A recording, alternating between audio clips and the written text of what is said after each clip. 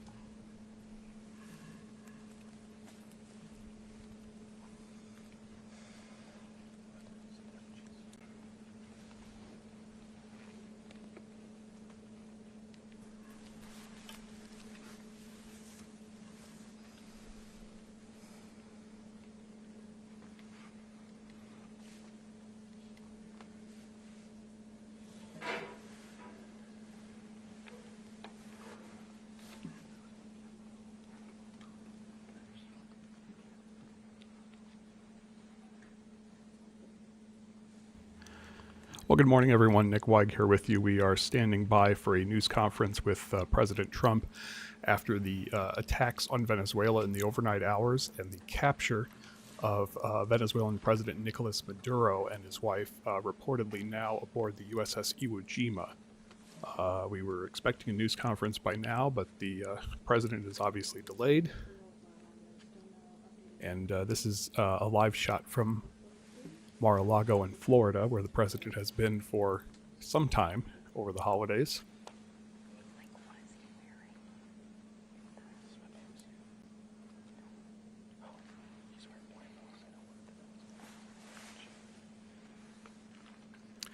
You can see journalists there standing by, waiting the president's arrival, checking to see if we have any update on the timing of this news conference. I don't know if we've been given a 2-minute warning yet or not.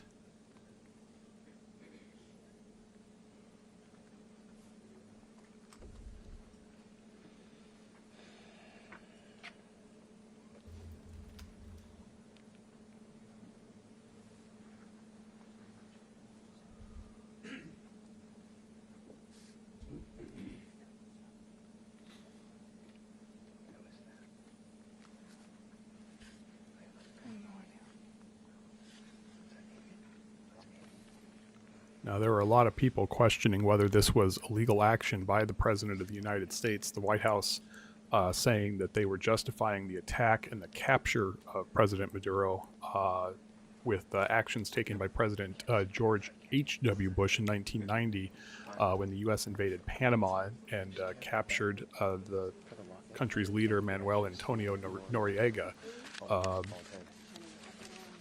But still a little bit fuzzy. President Maduro was last seen on television in Venezuela on Friday as he was meeting with a delegation of Chinese officials in Venezuela.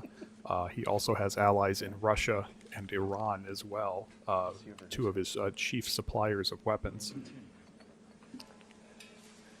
Here's what we know about what happened overnight. Early this morning, multiple explosions were heard and low-flying aircraft swept through the capital of Caracas. Maduro's government accused the United States of attacking civilian and military installations, calling it a, quote, imperialist attack. The 30-minute attack by U.S. forces included at least 7 explosions, which sent people rushing into the streets.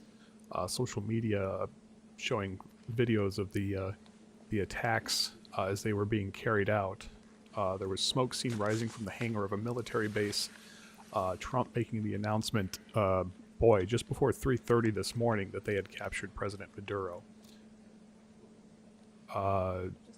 The Associated Press spoke with Venezuela's ruling party leader, Nahum Fernandez, who said he was with the President Maduro and his wife in their home when they were captured. He said, quote, "That's where they bombed, and they carried out what we could call a kidnapping of the president and the first lady of the country." Now, under Venezuelan law, Rodriguez is now in charge of Venezuela right now. There's no confirmation if he has, in fact, assumed a leadership role, though he did issue a statement after the strike demanding proof of life for Maduro and his wife.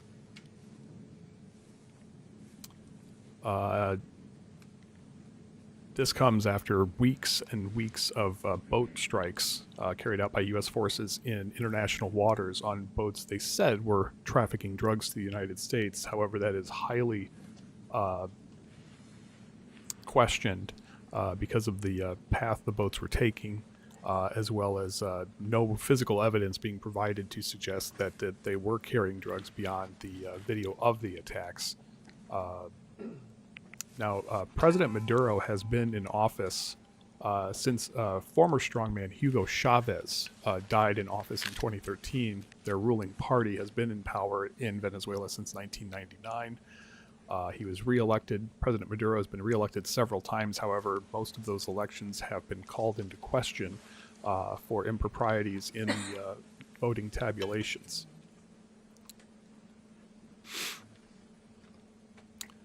There are reports from Venezuela of people taking to the streets this morning and celebrating his capture, others protesting it and collecting arms for defending Venezuela.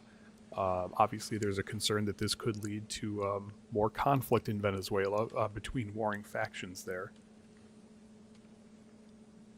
We're told that the Armed Services Committees in both the House and the Senate have been notified about this action.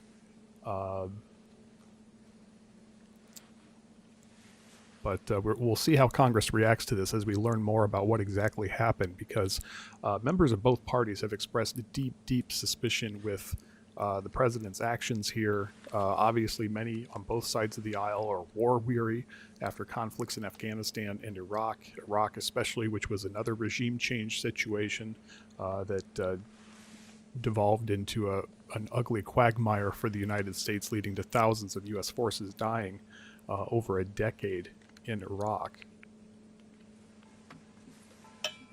Iran's government now condemning the strikes. Cuba condemning these strikes, calling it a, quote, criminal attack.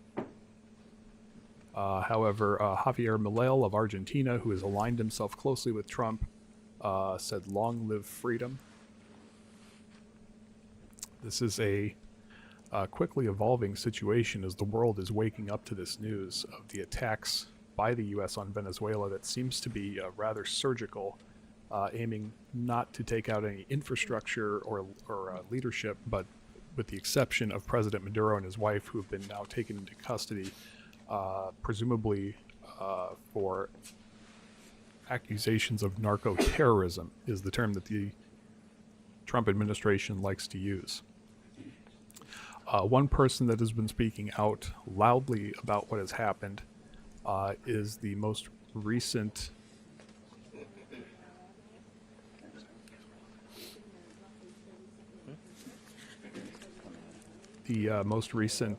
recipient of the Nobel Peace Prize, Maria Corina Machado. She could be poised to become the next leader of Venezuela.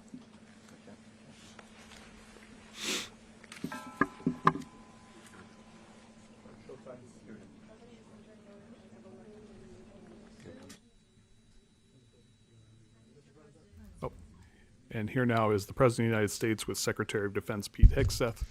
Okay, thank you very much. This is Let's big listen in. stuff. We appreciate you being here. Late last night and early today, at my direction, the United States Armed Forces conducted an extraordinary military operation in the capital of Venezuela. Overwhelming American military power, air, land, and sea, was used to launch a spectacular assault. And it was an assault like people have not seen since World War II. It was a force against a heavily fortified military fortress in the heart of Caracas to bring outlaw dictator Nicolás Maduro to justice. This was one of the most stunning, effective, and powerful displays of American military might and competence in American history. And if you think about it, we've done some other good ones, like the attack on Soleimani, the attack on al-Baghdadi, and the obliteration and decimation of the Iran nuclear sites just recently in an operation known as Midnight Hammer. All perfectly executed and done. No nation in the world could achieve what America achieved yesterday, or frankly in just a short period of time. All Venezuelan military capacities were rendered powerless as the men and women of our military, working with U.S. law enforcement, successfully captured Maduro in the dead of night. It was dark. The lights of Caracas were largely turned off due to a certain expertise that we have. It was dark and it was deadly. But captured along with his wife, Celia Flores, both of whom now face American justice. Maduro and Flores have been indicted in the Southern District of New York, it's Jay Clayton, for their campaign of deadly narco-terrorism against the United States and its citizens. I want to thank the men and women of our military who achieved such an extraordinary success overnight. That didn't go so well. They were an embarrassment. If you look back to Afghanistan, or if you look back to the Jimmy Carter days, they were different. So they were in a ready, what's called a ready position, but they were completely overwhelmed and very quickly incapacitated. If you would have seen what I saw last night, you would have been very impressed. I'm not sure that you'll ever get to see it, but it was an incredible thing to see. Not a single American service member was killed, and not a single piece of American equipment was lost. We had many helicopters, many people involved in that fight. But think of that, not one piece of military equipment was lost, not one service member was, more importantly, killed. The United States military is the strongest and most fearsome military on the planet by far, with capabilities and skills our enemies can scarcely begin to imagine. We have the best equipment anywhere in the world. There's no equipment like what we have, and you see that even if you just look at the boats. You know, we've knocked out 97% of the drugs coming in by sea. Those 25, on average, 25,000 people. We knocked out 97%. And those drugs mostly come from a place called Venezuela. Until such time as we can do a safe, proper, and judicious transition. And it has to be judicious, because that's what we're all about. We want peace, liberty, and justice for the great people of Venezuela, and that includes many from Venezuela that are now living in the United States and want to go back to their country. It's their homeland. We can't take a chance that somebody else takes over Venezuela that doesn't have the good of the Venezuelan people in mind. We've had decades of that. We're not going to let that happen. We're there now, and what people don't understand, but they understand as I say this, a much bigger wave, actually. This was pinpoint, but we have a much bigger wave that probably won't have to do. This partnership of Venezuela with the United States of America, a country that everybody wants to be involved with because of what we were able to do and accomplish, will make the people of Venezuela rich, independent, and safe.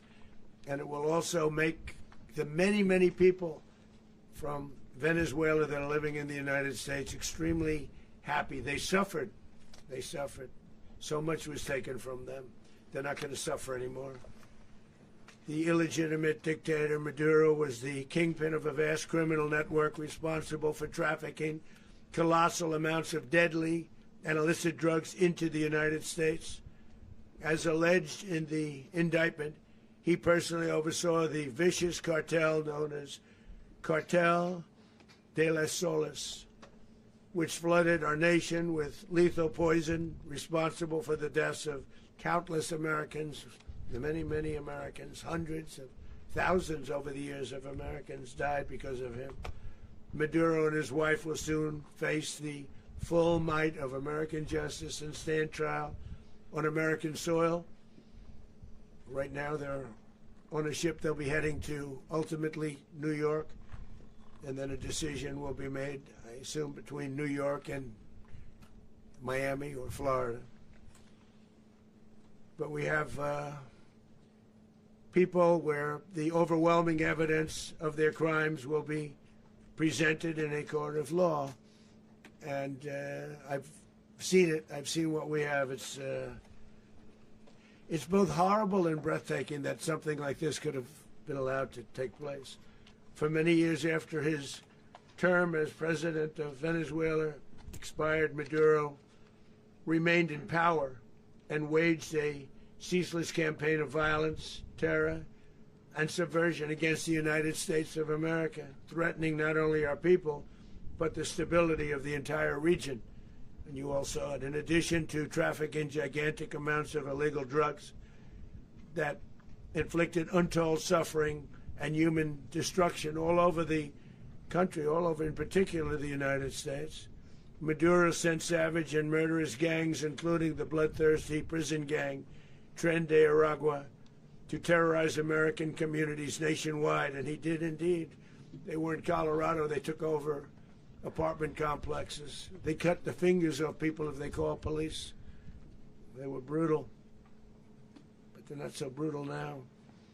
And I just have to congratulate our military, Pete and everybody, and our National Guard, because the job that they've done, whether it's in Washington, D.C., where we have a totally safe city, where it was one of the most unsafe cities anywhere in the world, frankly, and now we have no crime in Washington, D.C.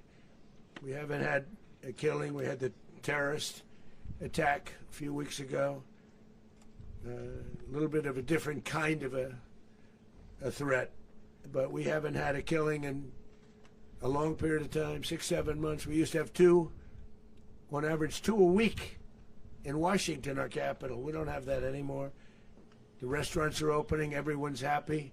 They're going, they're walking their daughters, they're walking their children, their wives, they walk to restaurants. Restaurants are opening all over Washington, D.C. So I want to thank the National Guard, I want to thank our military, and I want to thank law enforcement. It's been amazing. And they should do it with more cities. We're doing it, as you know, and we're doing it in Memphis, Tennessee right now, and crime is down. We've just sort of started a few weeks ago, but crime is down now 77%. And the governor of Louisiana called, great person, and he wanted us to help him, as you know, in a certain very nice part of Louisiana, and we have done that. It was a rough section, and we have crime down. I understand it's down to almost nothing already after 2.5 weeks. New Orleans, it's down to almost nothing, and we've only been there for 2.5 weeks. Can't imagine why governors wouldn't want us to help. We also helped, as you know, in Chicago, and crime went down a little bit there.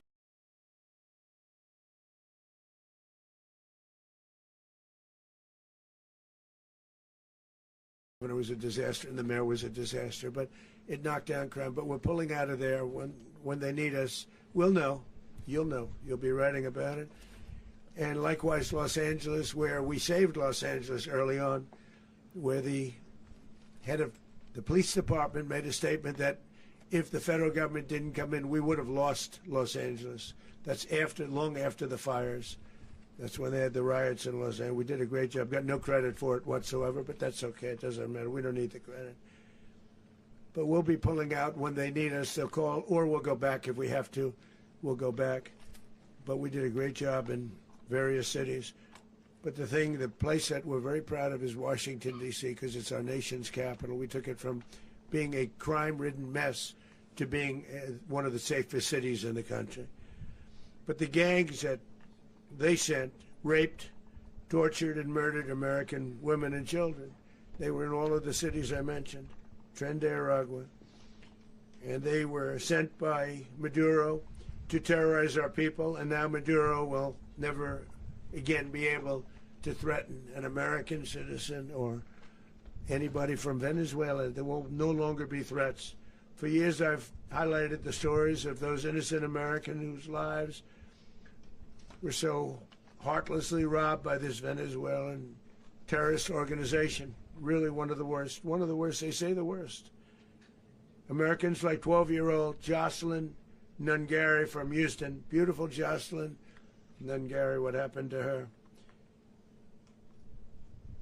They, as you know, they kidnapped, assaulted, and murdered by Tren de Aragua animals. They murdered Jocelyn and left her dead under the bridge. There was a bridge that will never be the same to so many people after seeing what happened. As I've said many times, the Maduro regime emptied out their prisons, sent their worst and most violent monsters into the United States to steal American lives.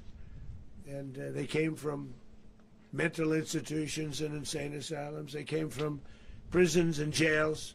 The reason I say both, they sound similar. Actually, prisons, a little bit more hostile, a little bit tougher. A mental institution isn't as tough as an insane asylum, but we got them both. They sent from their mental institutions. They sent from their jails, prisons. They were drug dealers. They were drug kingpins. They sent everybody bad into the United States, but no longer. And we have now a border where nobody gets through. In addition, Venezuela unilaterally seized and sold American oil, American assets, and American platforms, costing us billions and billions of dollars. They did this a while ago, but we never had a president that did anything about it. They took all of our property. It was our property. We built it. And we never had a president that decided to do anything about it. Instead, they fought wars that were 10,000 miles away. We built Venezuela oil industry with American talent, drive, and skill, and the socialist regime stole it from us during those previous administrations, and they stole it through force. This constituted one of the largest thefts of American property in the history of our country. Considered the largest theft of property in the history of our country. Massive oil infrastructure was taken like we were babies, and we didn't do anything about it. I would have done something about it. America will never allow foreign powers to rob our people or drive us back into and out of our own hemisphere. That's what they did.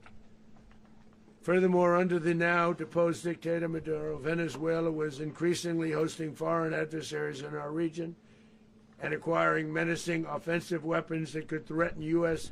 interests and lives. And they used those weapons last night. Potentially in league with the cartels operating along our border. All of these actions were in gross violation of the core principles of American foreign policy, dating back more than 2 centuries. And not anymore. All the way back, it dated to the Monroe Doctrines. And the Monroe Doctrine is a big deal, but we've superseded it by a lot, by a real lot. They now call it the Monroe Document. I don't know. It's Monroe Doctrine. We sort of forgot about it. It was very important, but we forgot about it. We don't forget about it anymore. Under our new national security strategy, American dominance in the Western Hemisphere will never be questioned again. Won't happen. So just in concluding, for decades, other administrations have neglected or even contributed to these growing security threats in the Western Hemisphere. Under the Trump administration, we are reasserting American power in a very powerful way in our home region. And our home region is very different than it was just a short while ago. The future will be, and we did this in my first term. We had great dominance in my first term, and we have far greater dominance right now. Everyone's coming back to us. The future will be determined by the ability to protect commerce and territory and resources that are core to national security. These are core to our national security. Just like tariffs are, they've made our country rich, and they've made our national security stronger than ever before. But these are the iron laws that have always determined global power.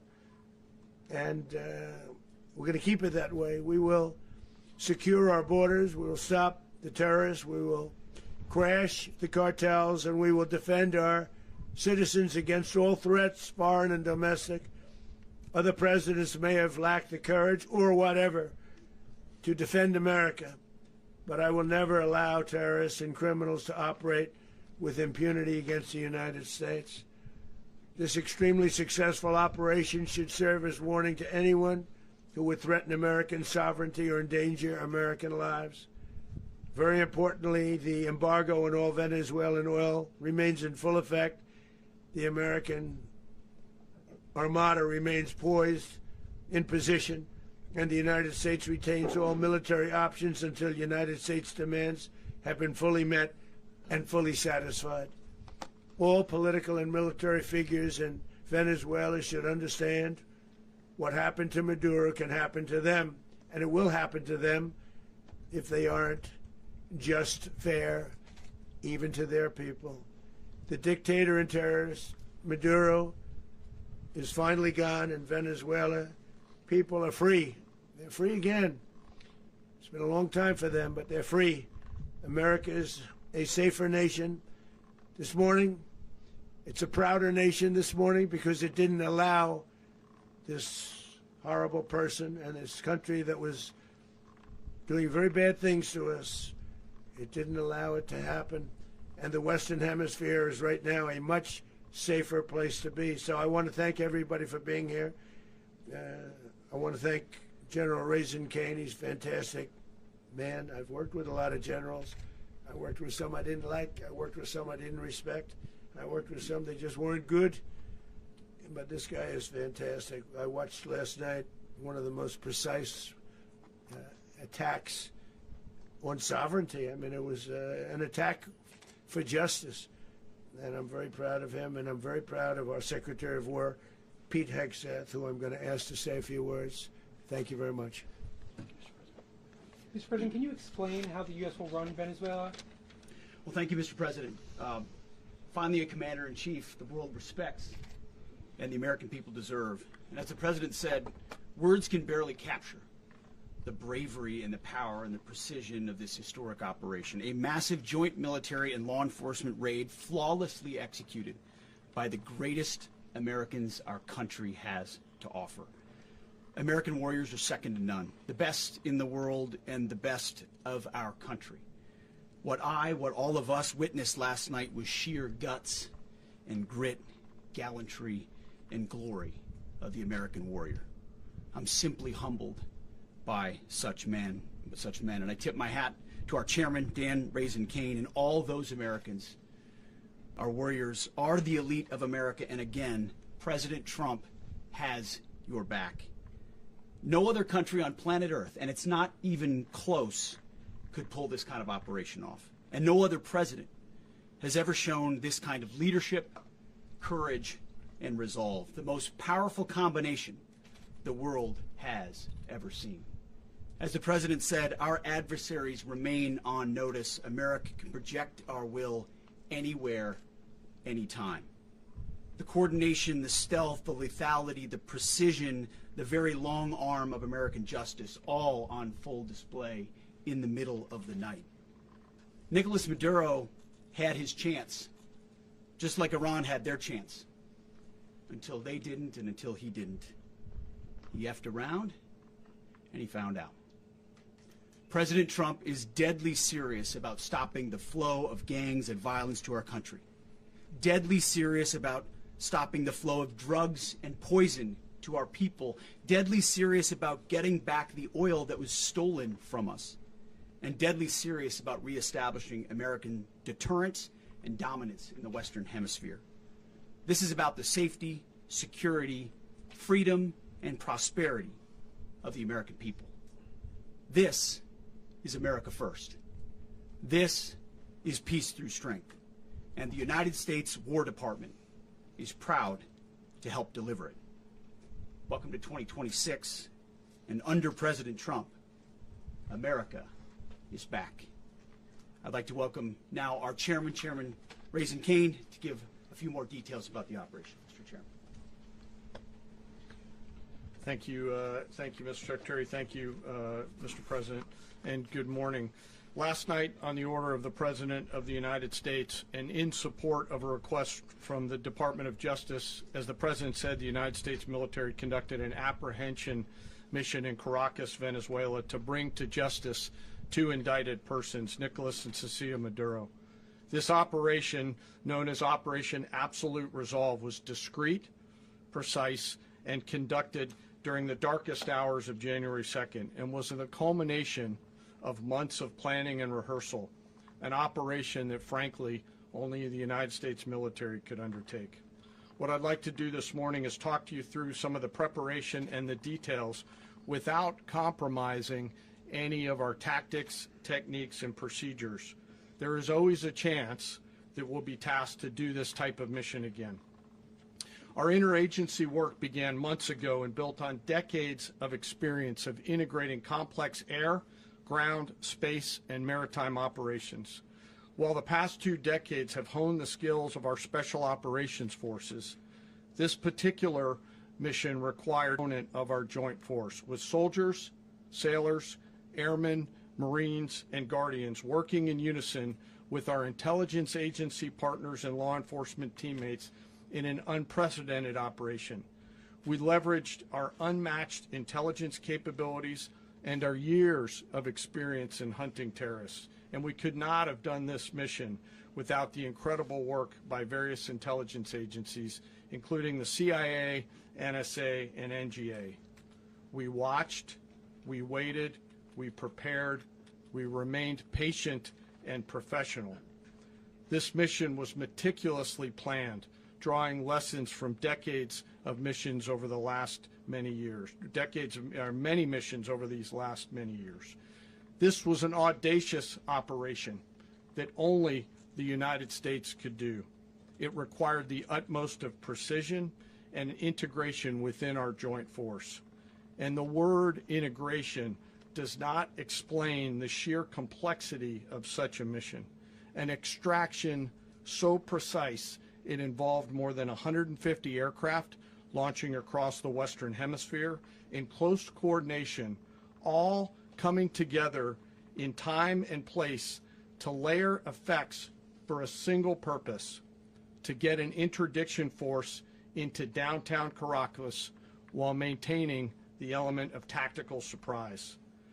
Failure of one component of this well-oiled machine would have endangered the entire mission, and failure is never an option for America's joint force. Those in the air over Caracas last night were willing to give their lives for those on the ground and in the helicopters. Let me talk a little bit about the preparation. After months of work by our intelligence teammates to find Maduro and understand how he moved, where he lived, where he traveled, what he ate, what he wore, what were his pets, in early December, our force was set pending a series of aligned events. key was choosing the right day to minimize the potential for civilian harm and maximize the element of surprise and minimize the harm to the indicted personnel so, as the President said, they could be brought to justice. And as the President said earlier today, weather in Venezuela is always a factor this time of the year. And over the weeks through Christmas and New Year's, the men and women of the United States military sat ready, patiently waiting for the right triggers to be met and the President to order us into action. Last night, the weather broke just enough, clearing a path that only the most skilled aviators in the world could maneuver through. Ocean, mountain, low cloud ceilings, but when tasked with a mission, this organization does not quit. At 10:46 p.m. Eastern Time last night, the President ordered the United States military to move forward with this mission. He said to us, and we appreciate it, Mr. President, good luck and Godspeed. And those words were transmitted to the entire Joint Force. Over the course of the night, aircraft began launching from 20 different bases on land and sea across the Western Hemisphere. In total, more than 150 aircraft, bombers, fighters, intelligence, reconnaissance, surveillance, rotary wing were in the air last night. Thousands and thousands of hours of experience were airborne. Our youngest crew member was 20, and our oldest crew member was 49, and there's simply no match for American military might. As the night began, the helicopters took off with the extraction force, which included law enforcement officers, and began their flight into Venezuela at 100 feet above the water. As they approached Venezuelan shores, the United States began layering different effects provided by Spacecom, Cybercom, and other members of the interagency to create a pathway. Overhead, those forces were protected by aircraft from the United States Marines, the United States Navy, the United States Air Force, and the Air National Guard.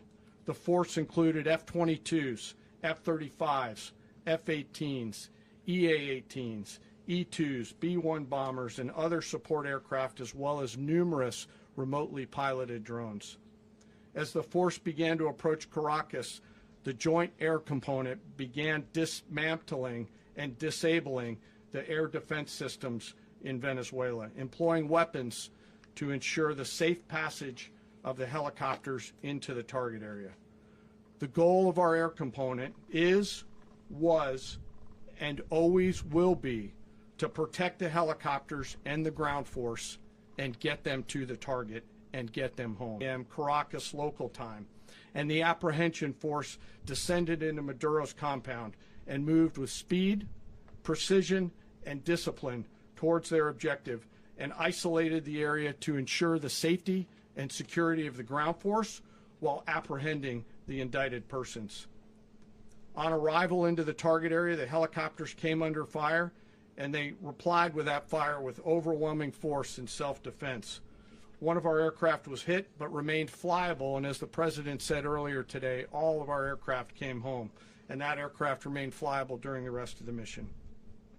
As the operation unfolded at the compound, our air and ground intelligence teams provided real-time updates to the ground force, ensuring those forces could safely navigate the complex environment without unnecessary risk. The force remained protected by overhead tactical aviation. Maduro and his wife, both indicted, gave up and were taken into custody by the Department of Justice, assisted by our incredible U.S. military with professionalism and precision, with no loss of U.S. life. After securing the indicted persons, the force began to prep for departure. Helicopters were called in to exfiltrate the extraction force, while fighter aircraft and remotely piloted aircraft provided overhead coverage and suppressive fire. There were multiple self-defense engagements as the force began to withdraw out of Venezuela. The force successfully exfiltrated and returned to their afloat launch bases, and the force was over the water at 3:29 a.m. Eastern Standard Time with indicted persons on board, and both Maduro and his wife were embarked aboard the USS Uwajima.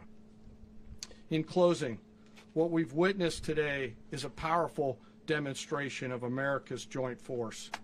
We think, we develop, we train, we rehearse, we debrief, we rehearse again and again, not to get it right, but to ensure that we cannot get it wrong. Our jobs are to integrate combat power so when the order comes, we can deliver overwhelming force at the time and the place of our choosing against any foe anywhere in the world. I am immensely proud today of our joint force and filled with gratitude to represent them here today. There is simply no mission too difficult for these incredible professionals and the families that stand by them and support them. As we stand here this morning, our forces remain in the region at a high state of readiness, prepared to project power, defend themselves, and our interests in the region. This operation is a testament to the dedication and unwavering commitment to justice and our resolve to hold accountable those who threaten peace and stability. In closing, I want to express my heartfelt gratitude to the brave men and women who executed this mission. Their courage and tireless commitment to our nation are what makes us strong. Thank you, Mr. Secretary, and thank you, Mr. President. Well, I don't have much to add to what you've heard now, other than the following points. Nicolás Maduro was indicted in 2020 in the United States. He is not the legitimate president of Venezuela. That's not just us saying it. The first Trump administration, the Biden administration, the second Trump administration, none of those three recognized him. He's not recognized by the European Union and multiple countries around the world. He is a fugitive of American justice with a $50 million reward, which I guess we saved $50 million. And we should make sure. Yeah, exactly. But don't let anybody claim it. Nobody deserves it but us. But I want to be clear about one thing. Nicolás Maduro had multiple opportunities to avoid this. He was provided multiple very, very, very generous offers and chose instead to act like a wild man, chose instead to play around. And the result is what we saw tonight. The other message here is the following. You have a guy, like many people around the world, they like to play games. You have a guy who decides he's going to invite Iran into his country, is going to, do the confiscation of American oil companies, is going to flood our country with gang members, is going to take Americans prisoner and try to hold them for hostage and trade them like he was able to do with the Biden administration. Basically likes to play games all this time and thinks nothing's going to happen. And I hope what people now understand is that we have a president. The 47th president of the United States is not a game player. When he tells you that he's going to do something, when tells you he's going to address a problem, he means it. He actions it. I can tell you, I've watched this process now for 14, 15 years, been around it. Everybody talks. I'm going to do this. I'm going to do that. When I get there, we're going to do this. We're going to take. This is a president of action. Like, I don't understand yet how they haven't figured this out. And now, if you don't know, now you know. Because this is the way it's going to play out. And I think people need to understand that this is not a president that just talks and does letters and press conferences. And, if he says he's serious about something, he means it. And this is something that was a direct threat to the national interest of the United States. And the president addressed it. There's a president of peace, by the way. I told you what I just said earlier. This guy had multiple opportunities to find his way somewhere else and figure out another. He could have been living somewhere else right now very happy. But instead, he wanted to play big boy. And so now, he's got other sets of problems on his hands. And but I think the message here should be for the world. Look, the president doesn't go out looking for people to pick fights with. He's not generally wants to get along with everybody. We'll talk and meet with anybody. But don't play games. Don't play games with this president's in office because it's not going to turn out well. And so I hope that, I guess that lesson was learned last night, and we hope it'll be instructive moving forward. Is that a message for Cuba? Mr. President. Mr. President. Mr. President. Mr. President. Mr. President. Mr. President. You said that the U.S. is going to run Venezuela, so who's in power right now? Well, we're going to be running it with a group, and we're going to make sure it's run properly. We're going to rebuild the oil infrastructure, which will cost billions of dollars. It'll be paid for by the oil companies directly. They will be reimbursed for what they're doing, but it's going to be paid. And we're going to get the oil flowing the way it should be. As you know, it was just a minor flow. It was actually a minor flow for what they have. But we're going to run it properly, and we're going to make sure the people of Venezuela are taken care of. We're going to make sure the people that were forced out of Venezuela by this thug are also taken care of. Mr. President, does the U.S. running the country mean that U.S. troops will be on the ground? How will that work? Well, you know, they always say boots on the ground. Oh, so we're not afraid of boots on the ground if we have to have. We had boots on the ground last night at a very high level, actually. We're not afraid of it. We don't mind saying it. But we're going to make sure that that country is run properly. We're not doing this in vain. This is a very dangerous attack. This is an attack that could have gone very, very badly. Could have gone very badly. We could have lost a lot of people last night. We could have lost a lot of dignity. We could have lost a lot of equipment. The equipment is less important, but we could have lost a lot. And we're going to make sure that this is proper. We're there now. We're ready to go again if we have to. We're going to run the country right. It's going to be run very judiciously, very fairly. It's going to make a lot of money. We're going to give money to the people. We're going to reimburse people that were taken advantage of. We're going to take care of everybody. It's very important. We couldn't let them get away with it. You know, they stole our oil. We built that whole industry there, and they just took it over like we were nothing. And we had a president that decided not to do anything about it. So we did something about it. We're late, but we did something about it. Yeah, please. Mr. President, can you explain the exact mechanism by which you're going to run the country? Are you going to designate a U.S. official to coordinate? It's all being done right now. We're designating people. We're talking to people. We're designating various people, and we're going to let you know who those people are. Mr. President. What's the group you mentioned that would run Venezuela? Well, it's largely going to be, for a period of time, the people that are standing right behind me. We're going to be running it. We're going to be bringing it back. It's a dead, I talk about a dead country. A year and a half ago, we were a dead country. Now we're the hottest country anywhere in the world. We're a country doing better than any country anywhere in the world. And it required leadership. Venezuela has a lot of bad people in there, a lot of bad people that shouldn't be leading. We're not going to take a chance that one of those people take over for Maduro. So you can look at, and others, we have fantastic people, including people in the military. So we're going to have a group of people running it until such time as it can be put back on track, make a lot of money for the people, and give people a great way of life, and also reimbursement for people in our country that were forced out of Venezuela. Mr. President. Rubio would be... You said earlier today that you weren't going to back Machado to come back and be the opposition leader in your Fox and Friends interview. And then you also mentioned the vice president of Venezuela. Are you going to work with the vice president of Venezuela, or how do you foresee the relationship going? I understand she was just sworn in, but she was, as you know, picked by Maduro. So Marco's working on that directly. He just had a conversation with her, and she's essentially willing to do what we think is necessary to make Venezuela great again. Very simple. Mr. President, Colombian President Gustavo Petro, a couple weeks ago, he said he's got to watch his ass. And today, he said he's not concerned about anything happening to him in the aftermath of this operation. So, just what your message is about that? Well, he has cocaine mills. He has factories where he makes cocaine.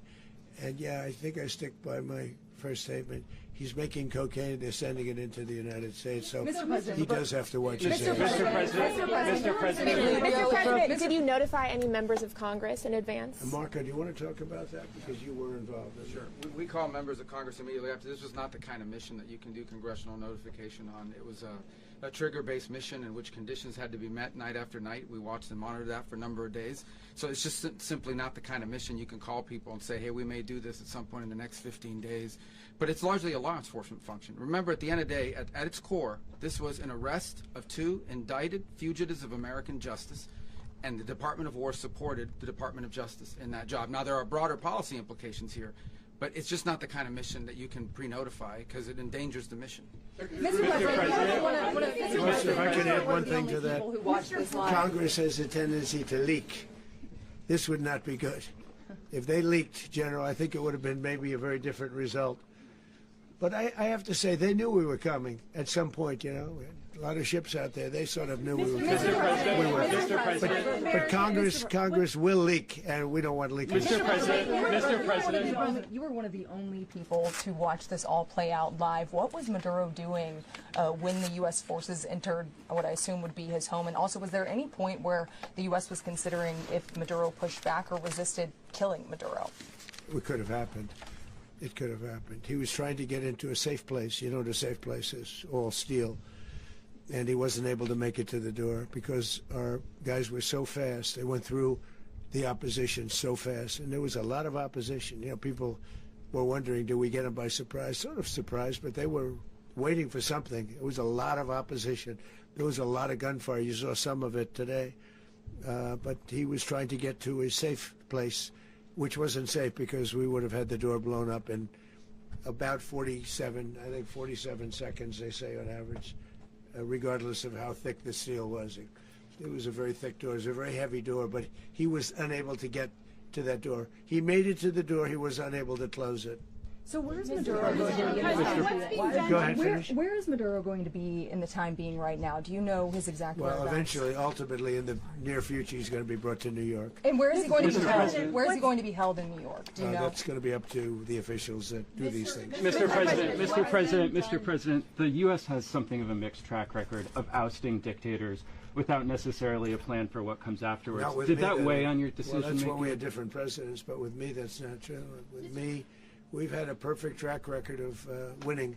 We win a lot, and we win. If you look at Soleimani, you look at al-Baghdadi, you look at the Midnight Hammer. Midnight Hammer was incredible. Right now, you wouldn't have peace in the Middle East. We have essentially peace in the Middle East because of that. If we weren't successful with Midnight Hammer, you wouldn't have peace in the Middle East. So, with me, you've had a lot of victory. You've had only victories. You've had no losses. Yeah. Mr. President, can you? How long do you expect the U.S. to run Venezuela, and how soon do you want the Venezuelan people to hold elections? So I'd like to do it quickly, but it takes a period of time. You know, we're rebuilding. We have to rebuild their whole infrastructure. The infrastructure is rotted. It's actually very dangerous. It's blow-up territory. Oil is very dangerous. It's a very dangerous thing to take out of the ground. It can kill a lot of people. It has killed a lot of people doing just that. The infrastructure is old. It's rotted.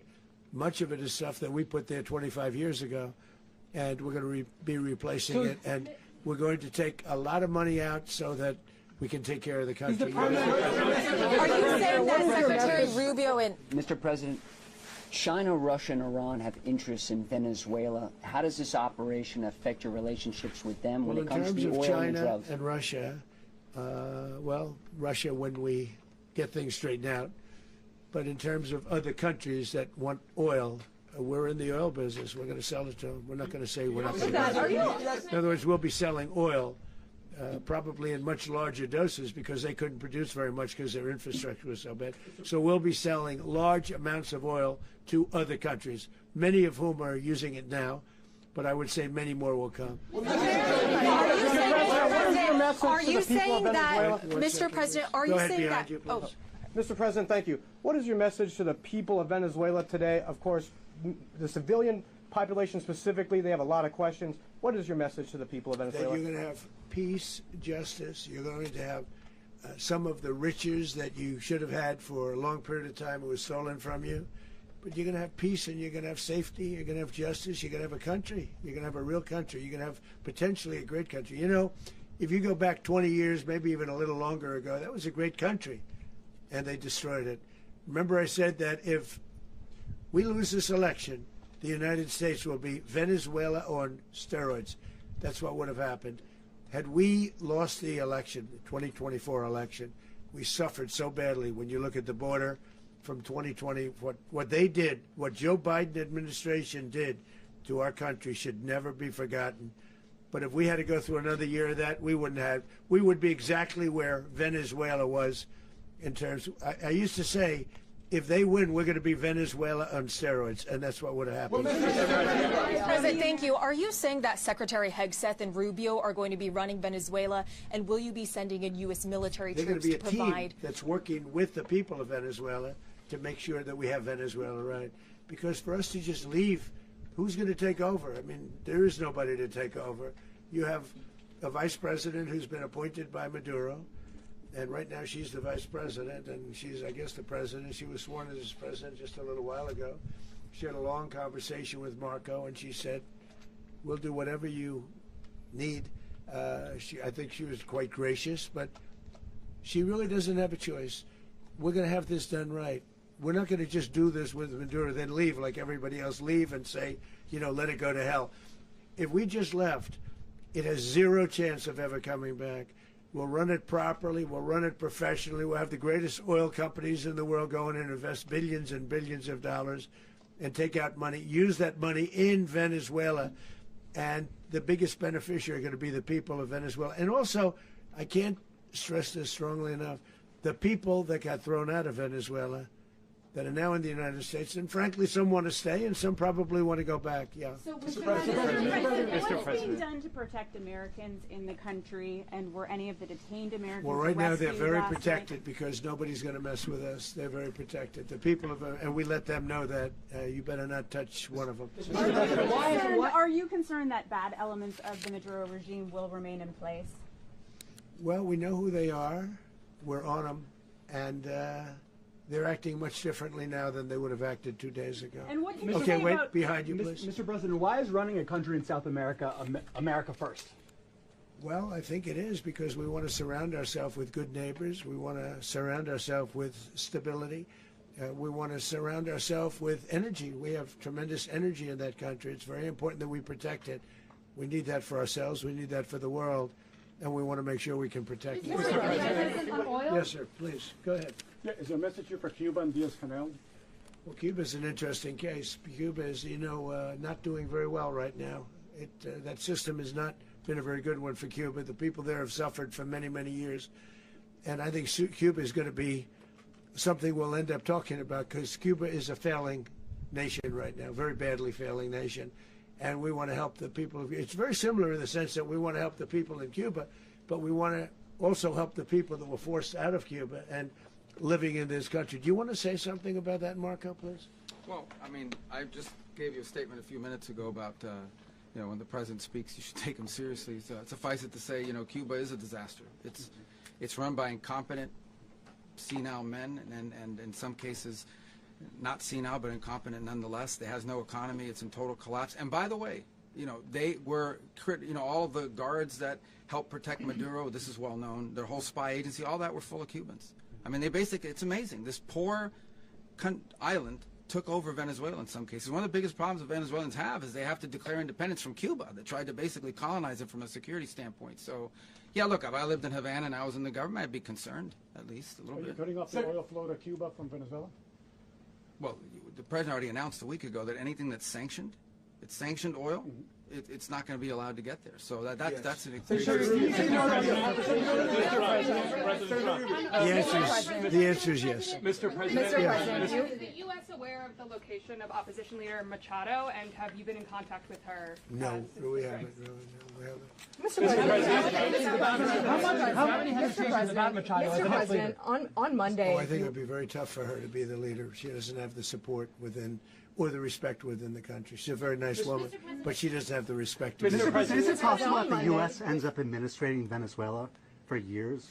Well, it won't cost us anything because the money coming out of the ground is very substantial, so it's not going to cost us anything. So the U.S. isn't going to dedicate any money to.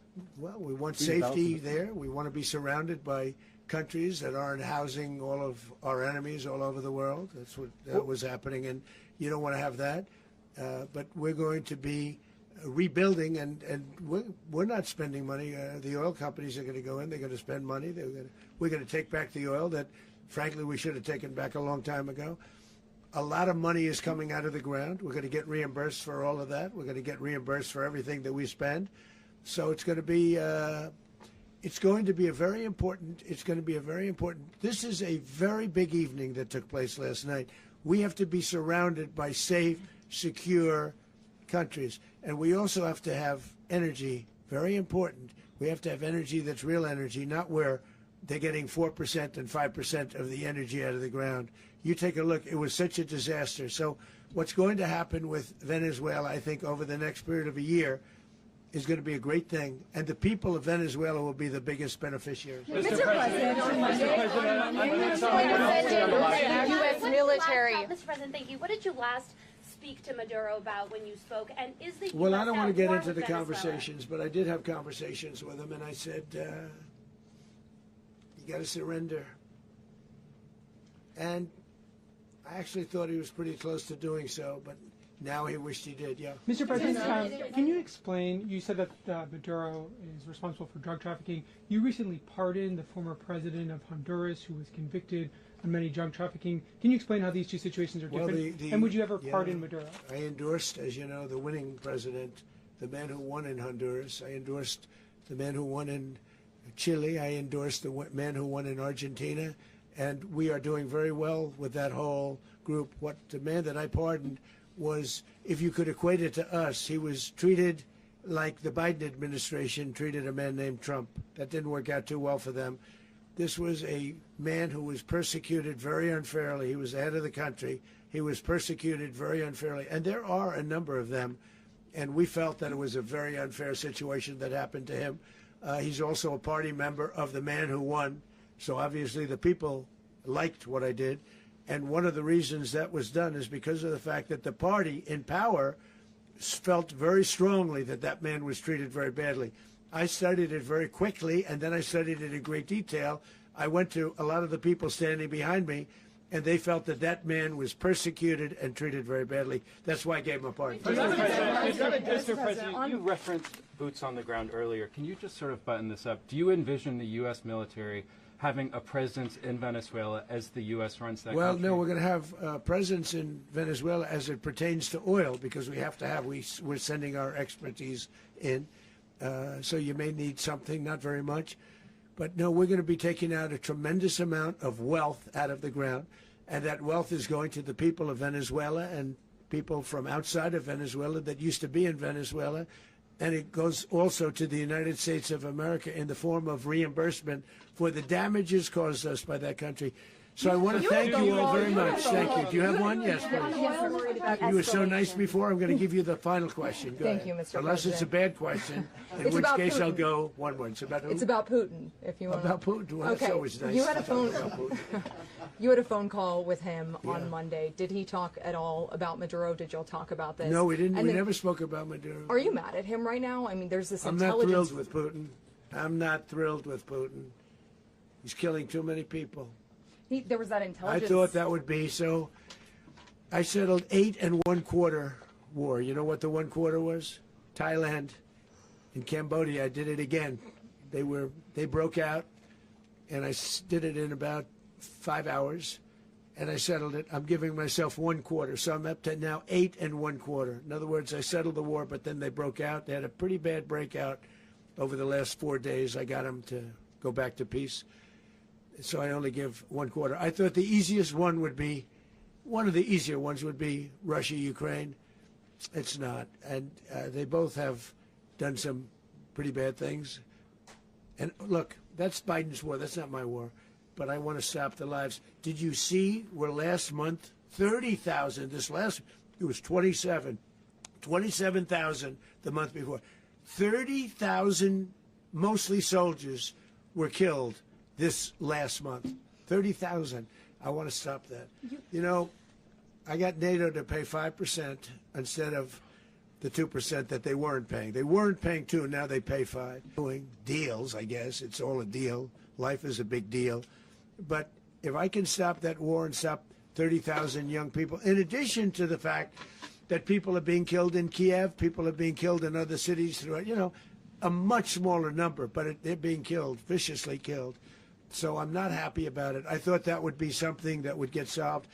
We have Mr. Witkoff here. I think that we're making progress, but that's a war that should have never happened. If I were president, it would have never happened. Putin says it. Everybody says it. If I were president, that would have never happened. But I inherited that war.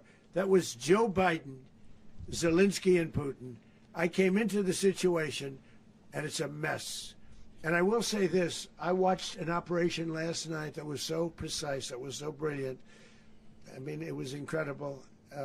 If we had our people, like this general and our people involved, that war would not have gone on very long, that I can tell you. You told me that war, to use an old term, that war has become a bloodbath. And we wanted to get stopped. Thank you very much.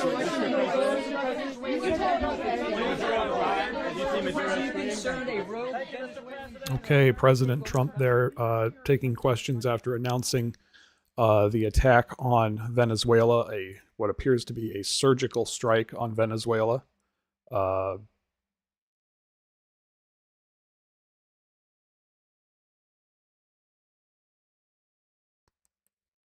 The Maduro regime still in power as far as we're aware at this hour. However, President Trump suggesting that they have spoken to the vice president of Venezuela, who has reportedly taken the oath of office since the capture of President Maduro, and that she is going to be cooperating with Trump. That has not been confirmed by the Venezuelan government, who is still condemning the attack on their sovereignty. China, which had diplomats in the region that had just met with President Maduro, also condemning the attack, as well as other countries condemning that attack, including Colombia. Mixed response from members of Congress who were notified after the fact. That's not very surprising in this case because this was a kind of a covert operation.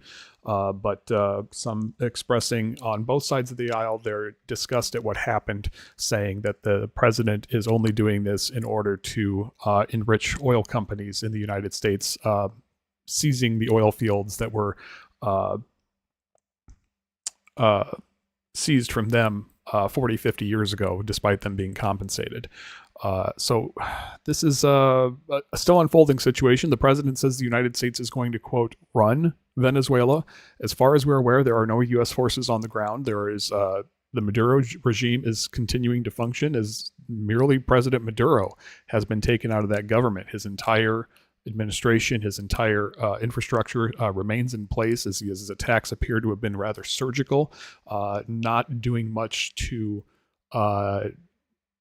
denigrate the Venezuelan military force. However, it does appear that there were some precision strikes done to knock out power to the region as that Delta force from the United States moved in to capture Maduro. Maduro is reportedly on the USS Iwo Jima and on his way to New York, where he'll be held and tried either in New York or Miami on narco terrorism charges, which he was indicted of back in, I believe, 2020 or 2022.